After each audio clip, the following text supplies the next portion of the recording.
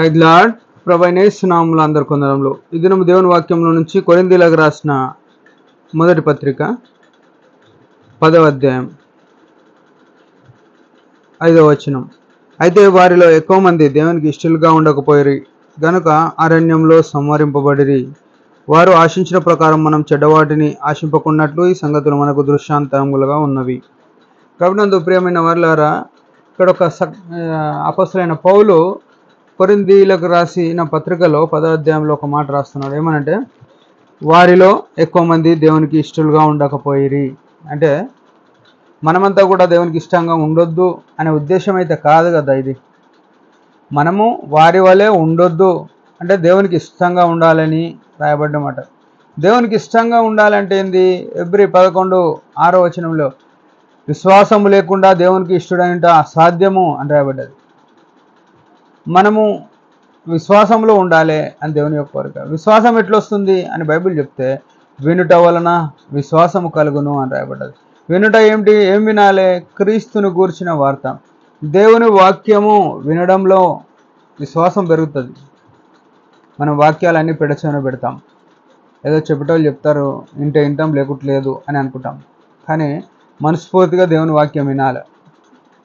ఆ విన్నదాన్ని మన హృదయంలో భద్రపరుచుకుంటే మన విశ్వాసము వృద్ధి పొందేది ఉంటుంది.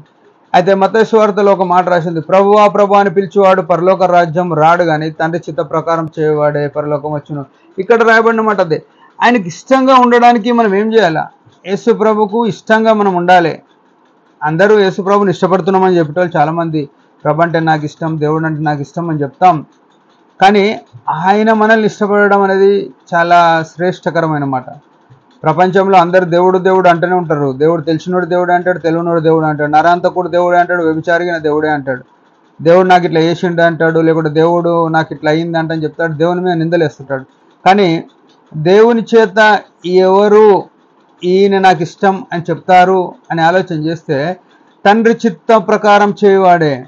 తండ్రి చిత్తం ఏంది అని ఆలోచన చేస్తే, మొట్టమొదట హృదయపూర్తిగా ఆయనను గణపరచడం, దేవుణ్ణి గణపరచడం. మొదట నా రాజ్యము నా నీతిని వెతకాలి అని చెప్పినాడు.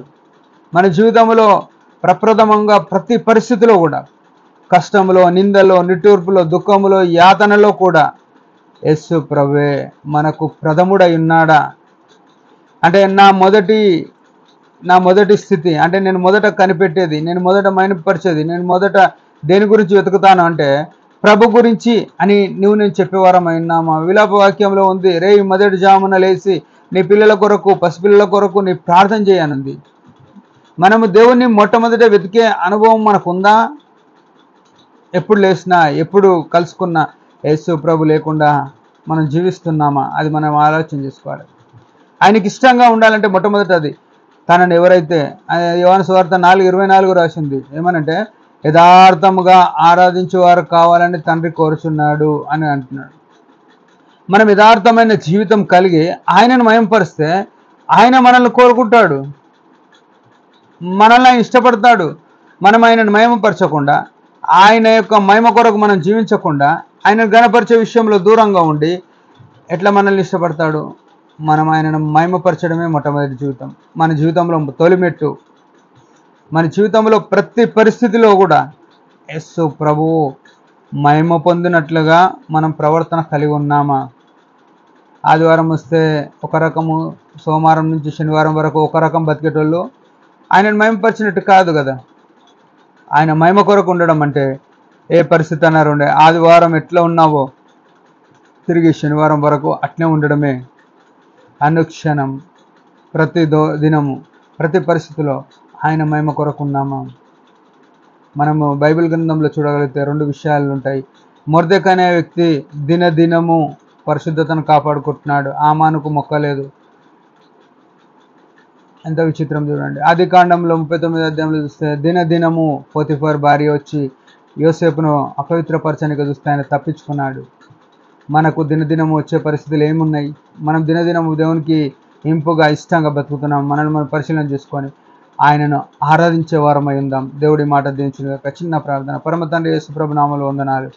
మేము నీకు ఇష్టంగా ఉండినట్లుగా నేను మేంపరిచినట్లు కృపనీయమని యేసు ప్రభు ఘనమైన నామములో ప్రార్థించి అడిగి వేడుకుంటున్నాం తండ్రి. ఆమేన్. మీరందరి పరిచర్య గురించి భారంగా ప్రార్థన చేయండి. Praise the lord.